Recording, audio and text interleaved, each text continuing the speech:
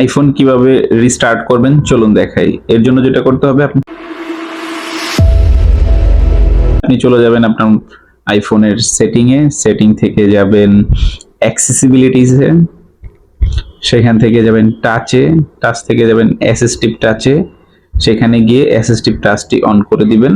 আর আপনার মোবাইলে আগে থেকেই যদি অ্যাসিস্টিভ টাচটি অন করা থাকে তাহলে অ্যাসিস্টিভ টাচে ক্লিক করবেন, সেখান থেকে ডিভাইসে যাবেন, ডিভাইস থেকে মোডে ক্লিক করবেন, দেখবেন সেখানে রিস্টার্টের অপশনটি রয়েছে, সেখানে প্রেস করলেই আপনাকে জিজ্ঞেস করবে আপনি রিস্টার্ট করতে চান কিনা। রিস্টার্ট বাটনে প্রেস করার সাথে সাথে ফোনটি অফ হয়ে যাবে এবং একটু পরে আবার চালু হবে। আইফোন কিভাবে বন্ধ করবেন কিংবা রিবুট করবেন চলুন দেখাই। এর জন্য যেটা করতে হবে, আপনার পাওয়ার বাটন এবং ভলিউমের আপ বাটন অথবা বটমের বাটনটি একসাথে প্রেস করতে হবে। একসাথে প্রেস করে ধরে রাখতে হবে, তারপর দেখবেন এই অপশনটি চলে আসছে। এটা যদি আপনি এখন পুরোপুরি টেনে দেন সেক্ষেত্রে এটি অফ হয়ে যাবে। এটা একটা অপশন।